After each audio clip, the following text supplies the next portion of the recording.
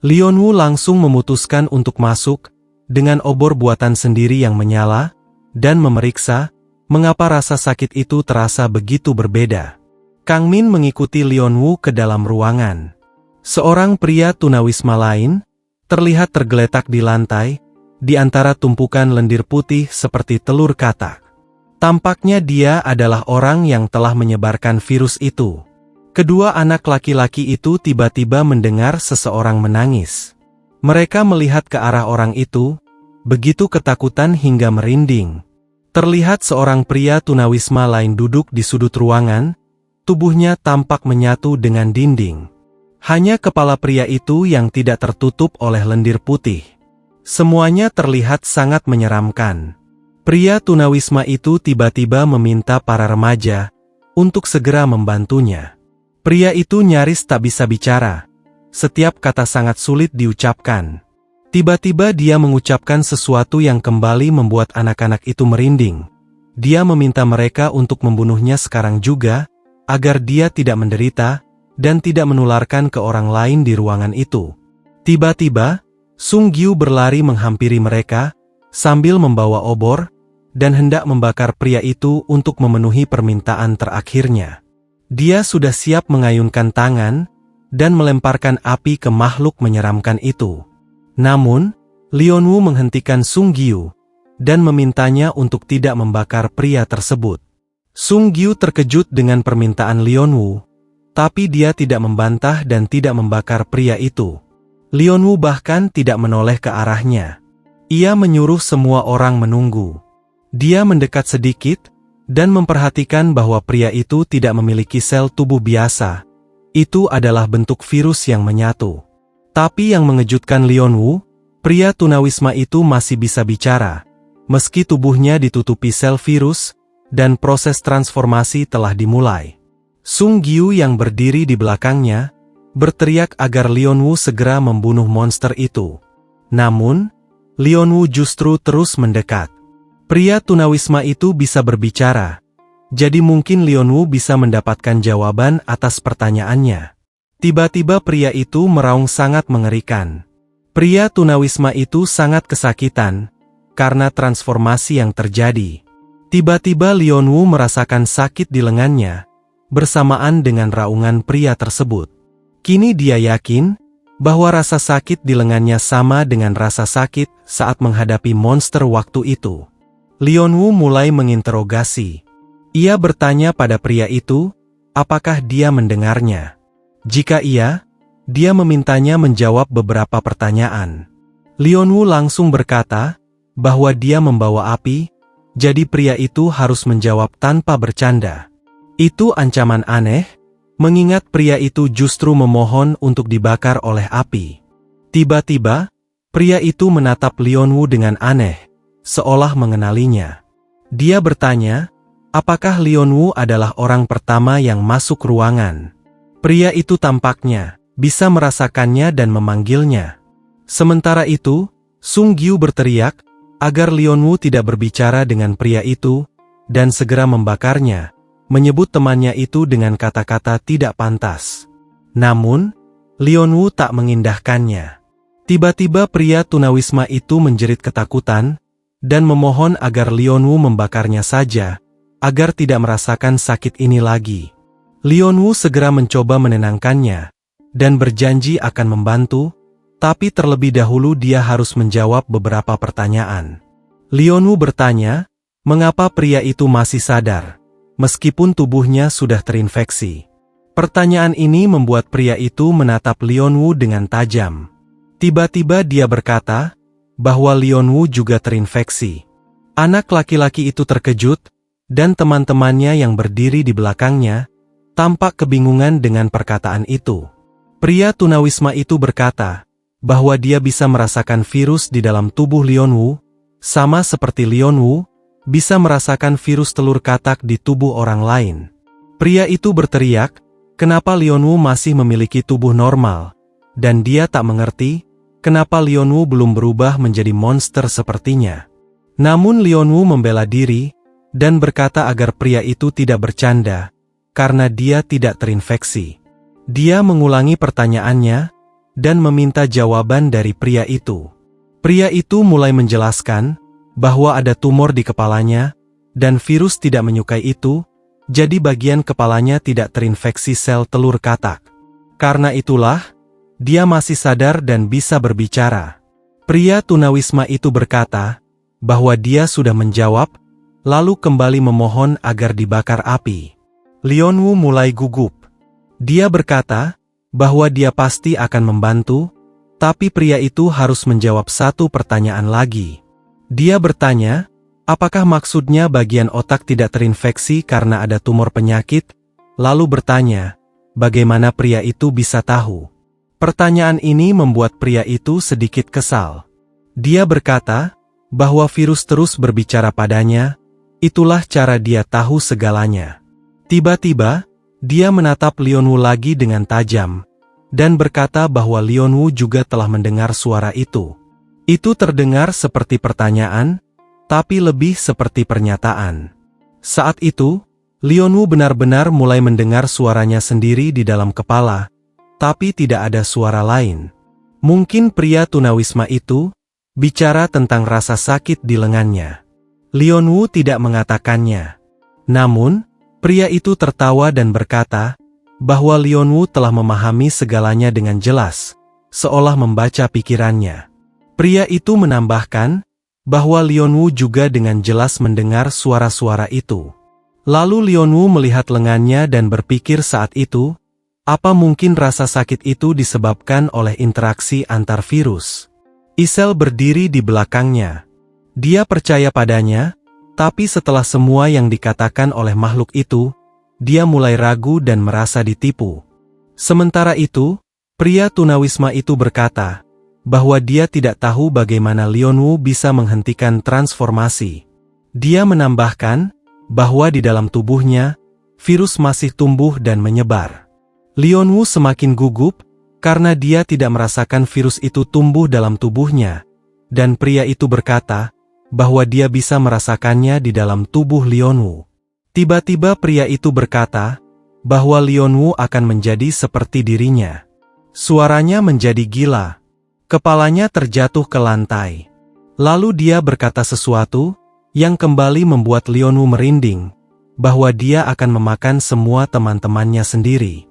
Tiba-tiba, amarah menguasai emosi Lionwu.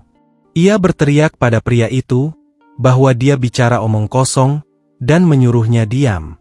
Dalam emosi, dia mengayunkan obor, dan melempar api ke pria itu, dan membakarnya hidup-hidup. Tubuh pria tunawisma itu langsung terbakar dan menyala. Dia tidak mengancam Lionwu lagi, dan tidak mengucapkan hal-hal aneh lagi. Lionwu mulai menggeleng-gelengkan kepala dengan keras. Ia telah mengalami tekanan besar dalam beberapa menit terakhir. Jantungnya berdetak kencang. Tiba-tiba dia sadar bahwa dia sedang diperhatikan. Dia menoleh ke arah teman-temannya. Saat tadi Lionwu berbicara dengan makhluk itu, semua teman sekelasnya telah masuk ke ruangan dan menyaksikan apa yang terjadi. Tiba-tiba mata Lionwu membesar. Meskipun dia ingin meninggalkan mereka, dia masih takut bahwa teman-temannya menganggapnya terinfeksi. Sementara itu, seorang tunawisma bernama Huang masuk ke ruangan. Dia melihat ke arah Lionwu, mungkin telah mendengar semuanya. Dia menatap Lionwu, menganalisanya, tampak seperti ingin bertanya sesuatu. Para remaja dan Huang kemudian kembali ke tempat ruangan lain. Huang berkomentar soal tumor otak di tubuh pria yang dibakar oleh api. Dia berkata bahwa itu biasa bagi para tunawisma. Mereka sering menderita berbagai penyakit karena harus tidur di jalan. Isel mendengar hal itu, tapi dia melihat sesuatu dari sudut matanya, dan Isel memalingkan perhatian ke arah Lionwu.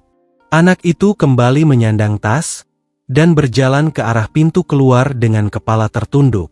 Huang sangat tertarik dengan pernyataan bahwa bagian tubuh yang terkena tumor tidak akan terinfeksi oleh virus. Tiba-tiba pria tunawisma itu berkata bahwa dia akan segera pergi. Dia menoleh ke arah Lionwu dan memanggilnya. Ini membuat semua orang melihat ke arahnya. Pria tunawisma itu mendekati Lionwu dan bertanya apakah dia bisa membantunya. Tentu saja, Lionwu menjawab iya. Anak itu keluar ruangan dan melirik teman-temannya dari sudut matanya. Ia tahu bahwa begitu dia keluar dari ruangan, mereka semua akan mulai membicarakannya. Mereka semua berdiri dan menunduk, hanya Isel yang cukup berani menatap mata Lionwu. Semuanya terasa sangat canggung. Lionwu mengerti semuanya tanpa kata-kata. Ia tahu bahwa dia harus pergi karena teman-temannya takut padanya dan tidak menginginkannya bersama mereka lagi. Mungkin mereka bahkan bisa mengkhianatinya lagi saat bahaya datang, dan Lionwu benar-benar tidak ingin mengalami itu lagi. Ketika itu, pria tunawisma meminta Lionwu membantunya sampai ke kantin. Dia sulit berjalan karena banyak luka akibat serangan dari tunawisma lain. Setelah Lionwu pergi, Sung Gyu mulai marah dan membahas apa yang dikatakan makhluk monster tadi. Dia berteriak bahwa Lionwu telah terinfeksi. Dia mulai bersumpah bahwa perkataan monster itu bisa dipercaya dan mereka semua dalam bahaya. Dia berkata bahwa mereka hampir saja mati pada saat itu. Sung Gyu berkata bahwa mulai sekarang, jika ada yang menyentuh Lionwu, dia akan menampar orang itu. Tiba-tiba Isel bertanya pada Kang Min, apa pendapatnya soal Lionwu. Sementara itu, Kang Min menatap keluar jendela, dan gadis itu tetap dengan muka biasa. Kang Min memanfaatkan momen itu untuk menggoda Isel, dan memberikan komentar sarkastik, bahwa terlihat aneh, Isel sedang meminta pendapatnya. Tentu saja, Isel terpancing dan kesal, menyuruh Kang Min untuk langsung menjawabnya saja. Kang Min mendadak menjadi serius. Dia berkata dia tidak tahu pasti, tapi menurut hipotesisnya soal sel kanker itu, hal ini tidak bisa begitu saja terjadi.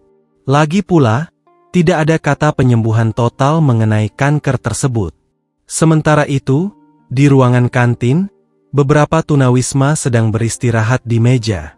Ada 2 orang di ruangan. Tiba-tiba seseorang memanggil mereka, dan mereka mengangkat kepala. Ternyata itu adalah Huang dan Lionwu yang masuk ke ruangan itu. Huang berkata bahwa para tunawisma itu terlihat senang. 2 tunawisma itu sangat terkejut melihat Huang masih hidup. Salah satunya bahkan mulai kaget, tapi mereka berusaha tampak ramah. Huang menyebut mereka keparat, dan bertanya, apakah sekarang mereka ingin berpihak padanya. Mereka langsung minta maaf, dan menyalahkan bos mereka. Salah satunya berterima kasih, karena Huang telah membuka pintu. Tanpa dia, mereka tidak akan selamat. Huang tak bereaksi banyak, hanya berkata, bahwa dia senang mereka telah sadar sekarang.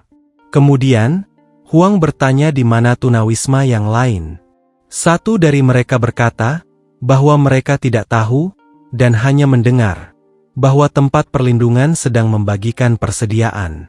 Lalu dia berkata, bahwa bos dan tunawisma lain pergi ke sana. Informasi ini mengejutkan Lionwu, wajahnya jelas menunjukkan keterkejutan. Sementara itu, banyak tentara di tenda perlindungan. Salah satu dari mereka memberi hormat dan melapor. Tunawisma berlutut dengan tangan di belakang kepala. Semua tentara memegang senjata. Bos dan tunawisma lain, kesal dan berkata, bahwa mereka seharusnya tidak datang ke sana. Pria itu ketakutan, takut ditembak. Tiba-tiba salah satu tentara berkata, bahwa orang-orang aneh terus datang ke tempat perlindungan. Bos tunawisma mendengarnya. Seorang tentara melapor, bahwa dia yang berbicara tentang para tunawisma ini, kepada komandannya. Sementara itu, teman-teman sekelas Lionwu masih terus membahas, apa yang harus dilakukan dengannya. Tiba-tiba Soyun bicara. Dia menunduk dan tampak bersalah. Dia berkata, bahwa meskipun itu betul, bagaimana mungkin mereka langsung menuduh Lionwu terinfeksi.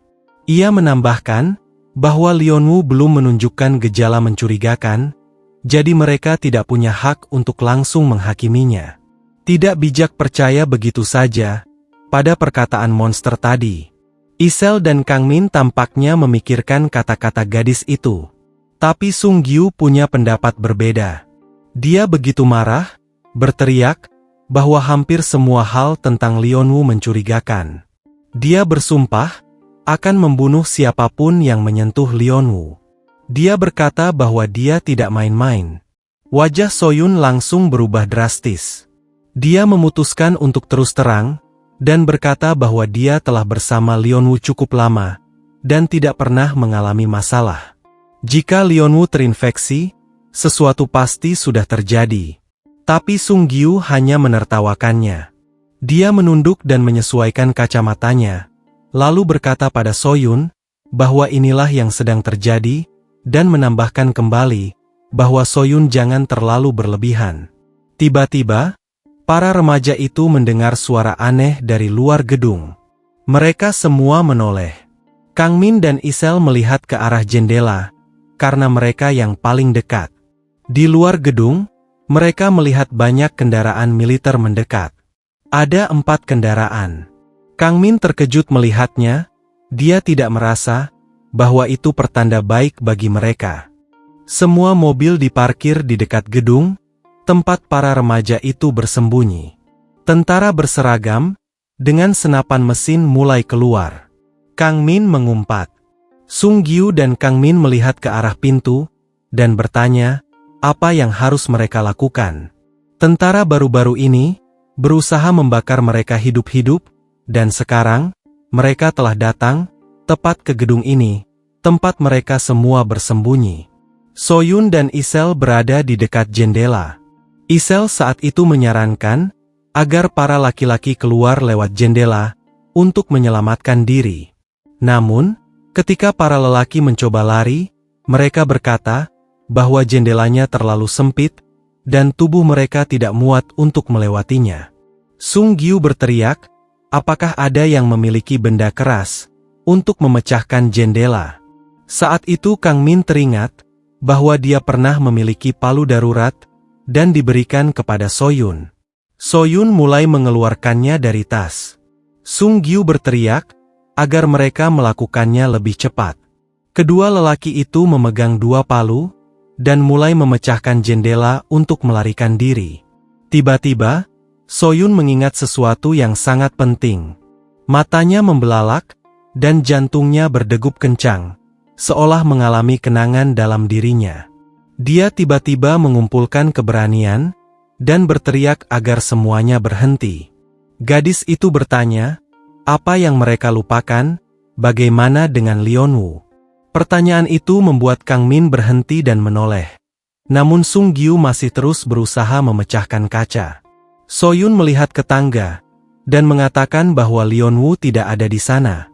Kemudian Soyun mengatakan, bahwa mereka tidak bisa meninggalkan Lionwu begitu saja.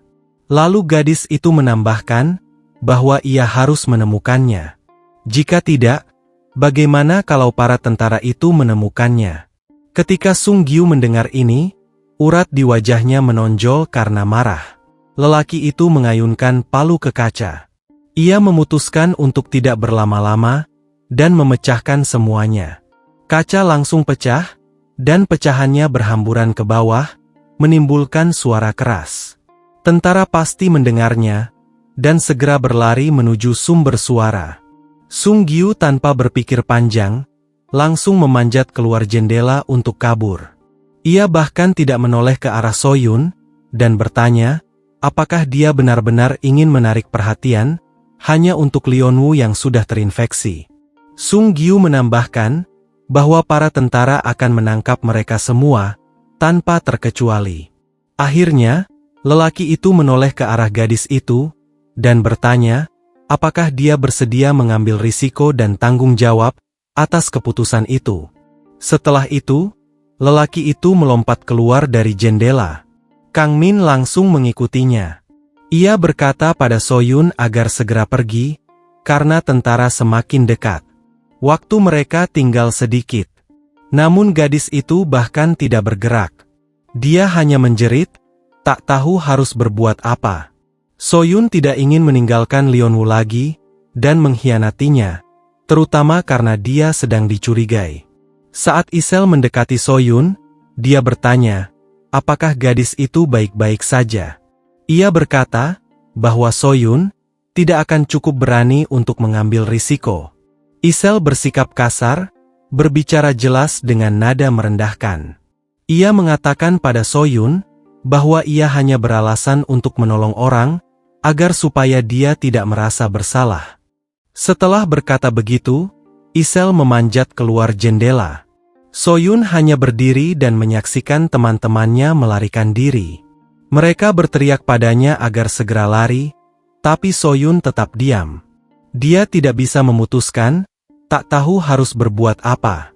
Dia ingin menolong temannya, Leonwoo, tetapi dia juga tak ingin mati. Tiba-tiba, Isel menyadari bahwa teman sekelasnya itu belum keluar lewat jendela. Dia berbalik dan melihat Soyun berdiri di jendela, menonton teman-temannya berlari menjauh. Isel berteriak pada Soyun bahwa dia gila dan seharusnya melarikan diri bersama mereka. Soyun hanya bisa mengepalkan tinjunya. Ada badai dalam dirinya yang mengoyak dari dalam. Ia menatap ke arah jendela. Dalam beberapa detik, Soyun akan berlari bersama teman-temannya. Tapi dia sadar, semuanya terasa sangat sama. Kenangan dulu terlintas kembali dalam pikirannya. Dia tidak ingin mengkhianati Leonwoo lagi. Itu menghancurkan hatinya. Dia teringat ketika teman-temannya kabur dari kereta gantung Namsan. Di saat terakhir, dia melihat ke arah ruangan melalui jendela, dan melihat Leonwoo, yang telah mereka tinggalkan begitu saja. Dia tiba-tiba sadar, bahwa dia tidak bisa melakukan kesalahan yang sama lagi. Kenangan ini membuatnya sangat terluka. Dia menundukkan kepala, dan tenggelam dalam pikirannya. Tiba-tiba, Leonwoo datang, dan bertanya apa yang terjadi. Dia berlari turun dari tangga, dan mengatakan, bahwa dia mendengar suara kaca pecah. Soyun sangat senang melihat teman sekelasnya. Lelaki itu melihat ke arah gadis itu, yang tampak buruk dan sendirian. Ia melihat kaca yang pecah, dan bertanya mengapa gadis itu sendirian, dan di mana semua teman sekelasnya. Soyun berteriak, bahwa mereka harus keluar dari ruangan itu secepat mungkin. Tiba-tiba ekspresinya berubah drastis. Matanya membelalak, dan pupilnya menyempit. Di belakang punggung lelaki itu, Soyun melihat tentara bersenjata, memasuki ruangan, dan mengarahkan senjata ke arah mereka. Leonwoo melihat ekspresi wajah temannya, dan menoleh untuk melihat apa yang terjadi. Wajahnya langsung berubah ketakutan. Sesaat, Leonwoo berpikir itu adalah akhir dari hidupnya. Lalu adegan beralih ke sebuah tempat perlindungan. Tenda itu dikelilingi pagar, dan dijaga seorang tentara. Di dalam, Kang Ji-hun duduk di kursi, sambil mengenakan masker, dan mengetik sesuatu di ponselnya. Kang Ji-hun bertanya, bagaimana kabar temannya, dan dijawab, bahwa semuanya baik-baik saja. Ia heran mengapa dia dijaga oleh tentara bersenjata, ataukah mungkin mereka sedang mengawasinya. Kang Ji-hun menoleh ke arah para penjaga, dan berpikir, apakah mereka mencurigainya juga, telah terinfeksi. Perasaan buruk menyergapnya. Tiba-tiba ia merasakan sakit di seluruh tubuhnya. Kesadarannya mulai kabur. Kang Ji-hun berteriak kesakitan. Tentara yang berjaga mendengar, dan langsung merespons. Dua tentara masuk ke tenda. Kang Ji-hun gemetar, tapi ia memaksakan diri untuk bertahan. Keringat dingin mengalir di wajahnya. Ia tak mengerti kenapa sakitnya begitu parah. Lengannya kaku. Rasa sakit tajam menusuk di bagian tengah. Tiba-tiba Kang Ji-hun teringat, ketika Leonwoo berkata, bahwa dia terinfeksi, dan virusnya akan segera bermutasi. Kang Ji-hun berpikir apakah perkataan Leonwoo benar adanya. Dia pun masih mengira-ngira perkataan tersebut. Ia kemudian terjatuh dari kursinya, dan berkata, bahwa dia baik-baik saja. Ia takut akan dibakar hidup-hidup saat itu juga. Dengan gugup ia berkata, bahwa ia tertidur, dan hanya butuh istirahat. Kang Ji-hun menenangkan diri, dan menatap para tentara sambil memaksakan senyum. Namun para tentara melihat keringat dingin yang menetes dari wajahnya. Anak itu tampak sangat tidak sehat. Dia mengatakan, tentara boleh pergi dan tidak perlu khawatir, tapi tentu saja mereka tidak percaya. Para tentara mengarahkan senapan ke arah Kang Ji-hun. Ia jatuh dan mulai merangkak mundur, memohon agar mereka tidak membunuhnya. Dan berkata, bahwa tidak ada apapun dalam perilakunya yang menunjukkan bahwa ia terinfeksi. Jantungnya berdebar kencang. Ia sadar bahwa dia akan mati. Seorang tentara mengarahkan senapan ke Kang Ji-hun dan berkata bahwa satu orang lainnya pergi melapor ke komandan. Kang Ji-hun sadar bahwa dia sudah tamat. Para tentara tidak percaya padanya. Tiba-tiba, seorang pria berambut merah masuk ke ruangan dan menghentikan eksekusi itu. Namanya Li Taen. Ia masuk dan meminta izin kepada tentara untuk memeriksa kondisinya. Ia bersikap begitu sombong, seolah dirinya maha kuasa. Ia masuk dan mendekati Kang Ji-hun, yang melihatnya dengan tatapan takut. Li Taen berkata bahwa tidak ada masalah dengan anak itu, dan ia ingin berbicara dengan Kang Ji-hun. Senyum muncul di wajahnya, seolah ia menikmati semua ini.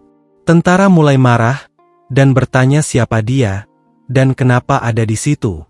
Mereka mengancam akan mengusirnya.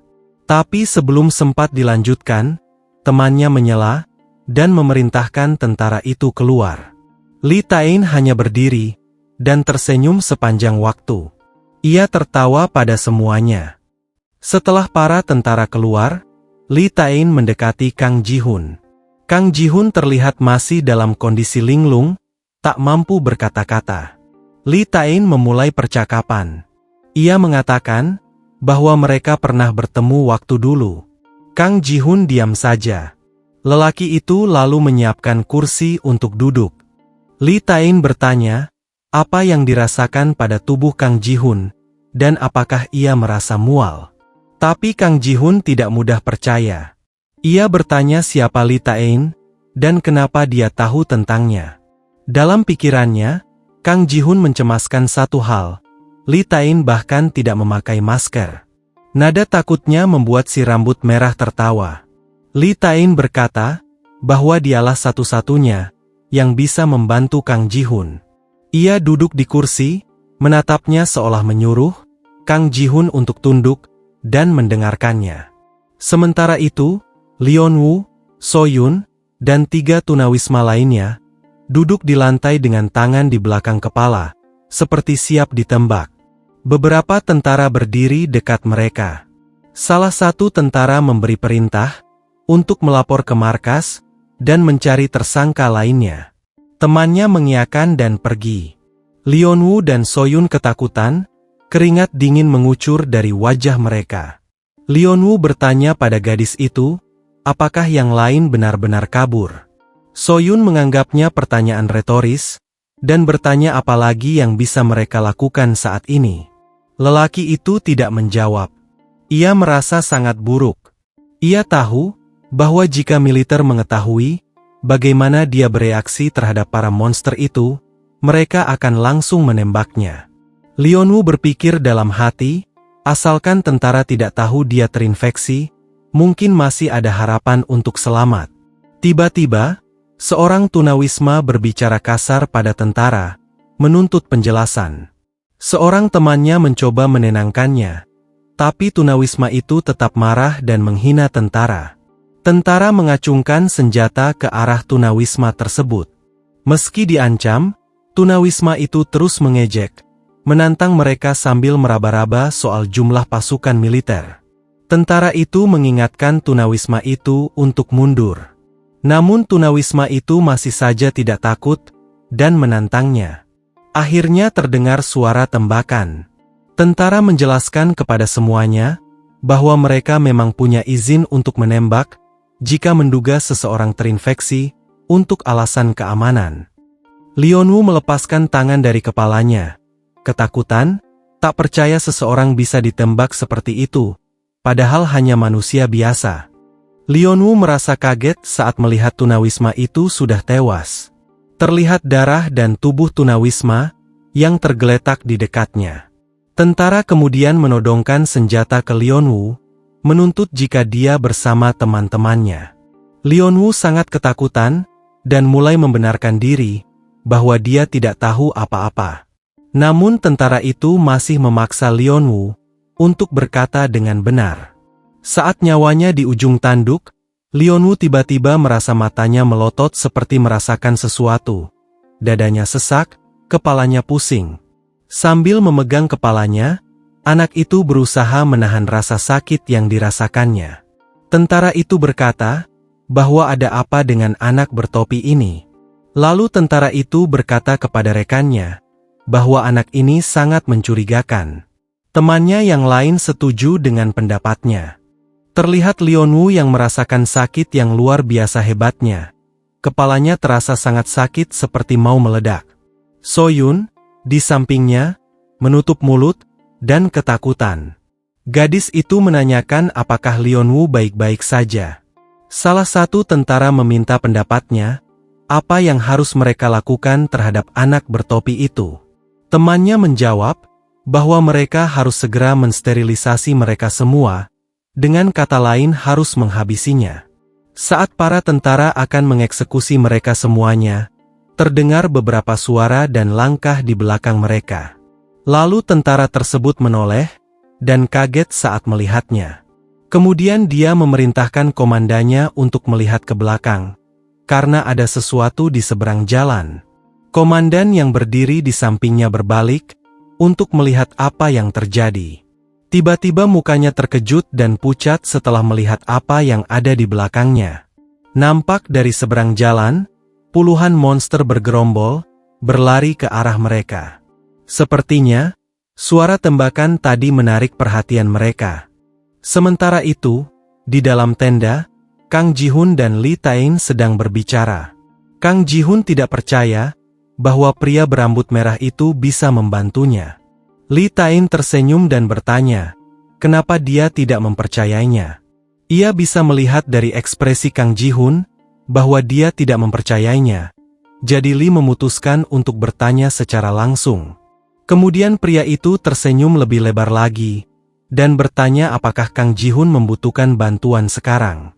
Tiba-tiba, Li Tae-in mengatakan bahwa dia memang membantu orang-orang seperti Kang Ji-hun. Ia menambahkan bahwa yang ia maksud adalah orang-orang yang terinfeksi. Kata-kata itu membuat tubuh remaja itu gemetar. Bagaimana mungkin anak berambut merah itu tahu bahwa dia sudah terinfeksi? Kang Ji-hun mencoba menguasai diri dan mengatakan bahwa dia tidak tertarik dengan percakapan itu. Tapi pria berambut merah itu tetap tenang dan terus tersenyum kepada Kang Ji-hun. Ia hanya bertanya kenapa Kang Ji-hun berkata seperti itu. Kang Ji-hun berdiri dan berteriak padanya bahwa ia tahu pria berambut merah telah bersekongkol dengan tentara-tentara itu dan dia sedang mengujinya. Kang Ji-hun mulai bertanya, apakah Li Tae-in punya bukti bahwa dirinya terinfeksi? Lalu Kang Ji-hun kembali bertanya, apakah pria itu tahu tentang dirinya? Dia mulai mengancam dengan menyebut pamannya adalah seorang anggota dewan yang terkenal. Terlihat Li Tae-in hanya santai, sambil sedang mengunyah sesuatu, pipinya mengembung. Namun, Li Tae-in tiba-tiba tidak bisa menahan tawa. Gelombang tawa meledak dari mulutnya. Kang Ji-hun menatap pria itu dengan ekspresi bingung. Si rambut merah memegangi kepalanya, dan tertawa terbahak-bahak. Sambil tertawa, dia bertanya kepada Kang Ji-hun, omong kosong apa yang baru saja dia katakan. Li bahkan sampai meneteskan air mata karena tertawa. Ia lalu minta maaf karena menyela, dan menyuruh Kang Ji-hun melanjutkan, jika masih ingin mengancam. Tapi remaja itu tidak mengerti apa yang sedang terjadi. Ia hanya menatap Li Tae-in dan terdiam. Anak berambut merah itu menatap Kang Ji-hun, dan berkata bahwa dia sangat lucu. Tiba-tiba Li Tae-in berdiri karena ia sudah tenang. Tiba-tiba ia mengangkat telunjuk, dan menusuknya ke perut Kang Ji-hun, menggunakan telunjuk. Seketika tubuh remaja itu bergetar hebat. Ia tidak mengerti apa yang terjadi padanya. Rasa sakit yang tajam dan mengerikan menjalar ke seluruh tubuhnya, seolah jutaan jarum menusuknya sekaligus. Kang Ji-hun langsung jatuh ke lantai dan memegangi perutnya. Remaja itu meringis dan menjerit kesakitan. Li Tain berkata bahwa ia melakukan semua itu untuk membuktikan bahwa Kang Ji-hun sudah terinfeksi. Itu terbukti dari tubuhnya yang merespon cepat, walau hanya sedikit saja pria itu menyentuh dengan bagian telunjuknya.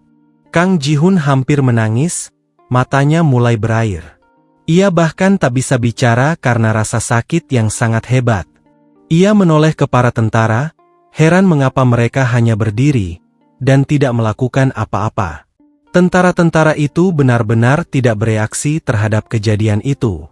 Li Tain mendekat dan meletakkan tangannya di punggung Kang Ji-hun, lalu pria itu berkata bahwa ia senang dengan pertunjukan di sampingnya seperti ini, seperti melihat orang yang hampir mati, seperti seekor anjing. Pria berambut merah itu tertawa, menikmatinya, seperti pemulihan terhadap dirinya sendiri. Kang Ji-hun saat itu tidak bisa berbuat apa-apa, hanya menahan rasa sakit di sekitar tubuhnya. Sementara itu, Li Tain terus mengejek dan bertanya, apakah dia menyukai apa yang sedang dia rasakan? Dia menambahkan pertanyaan lain, apakah Kang Ji-hun berpikir dia bisa keluar dari Seoul? Ia tertawa keras dan menyebut bocah itu bodoh.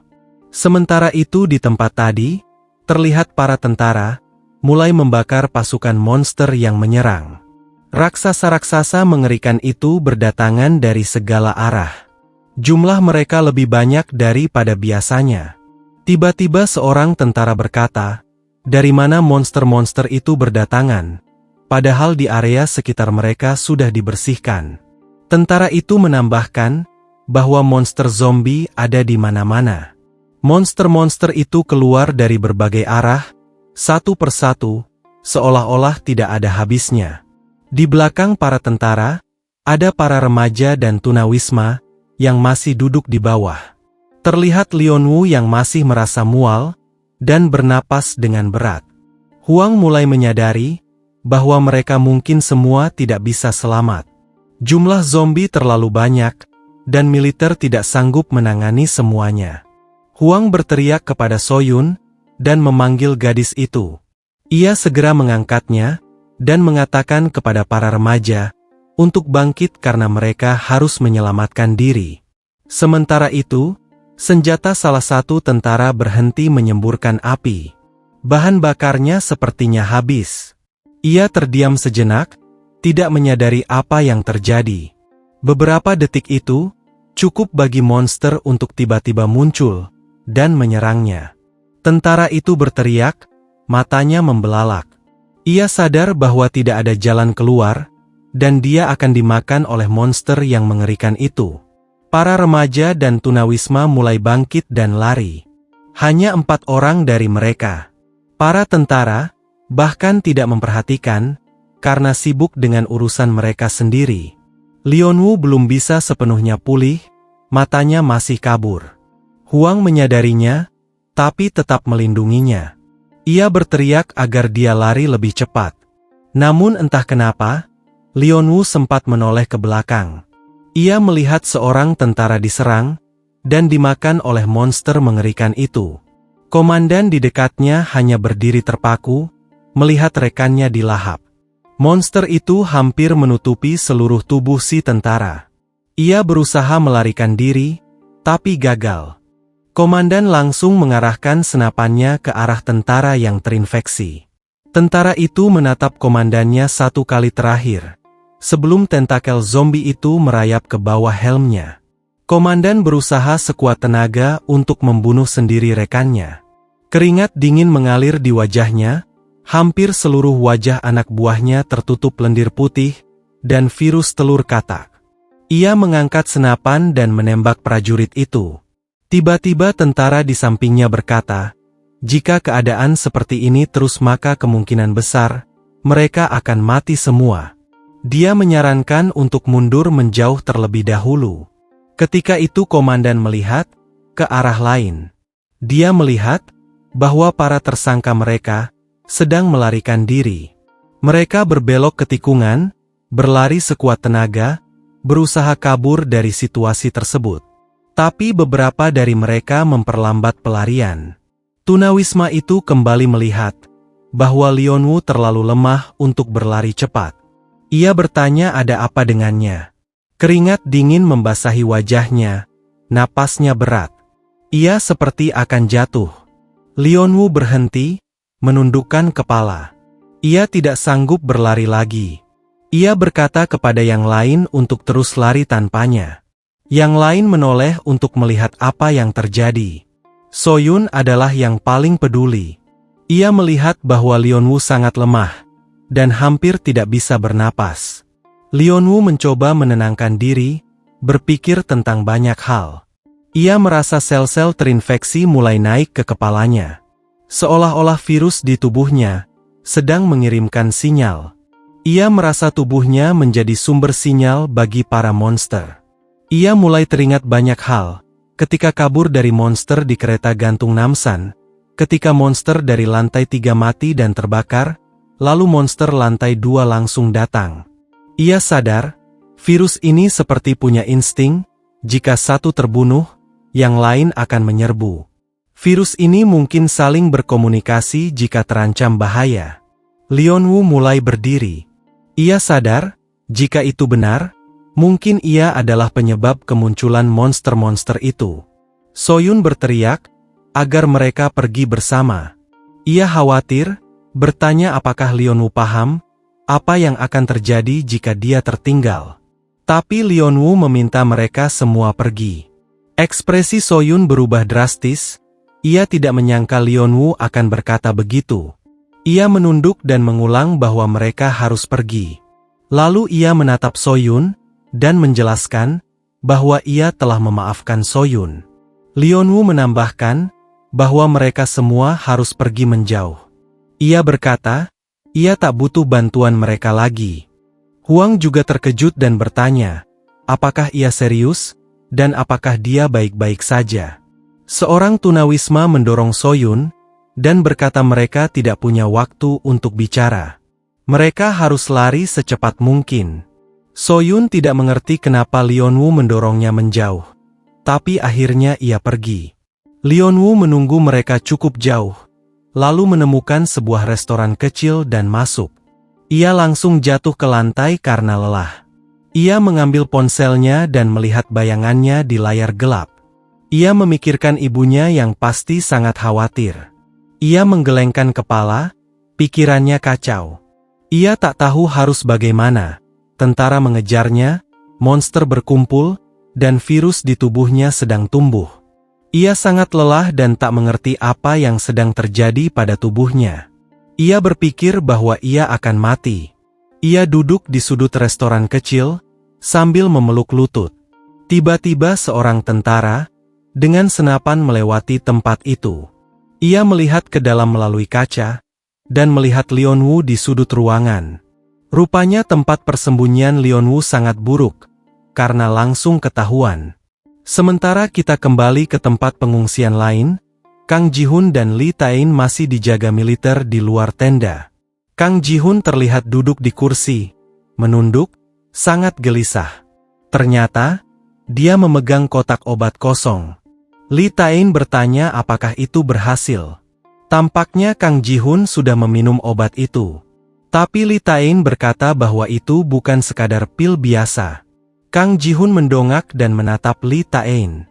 Wajahnya menunjukkan bahwa dia sangat terkejut. Lee Tae-in berkata bahwa itu bukan sekadar pil, itu adalah obat kanker. Ia menatap Kang Ji-hun dengan senang, karena dia ketakutan.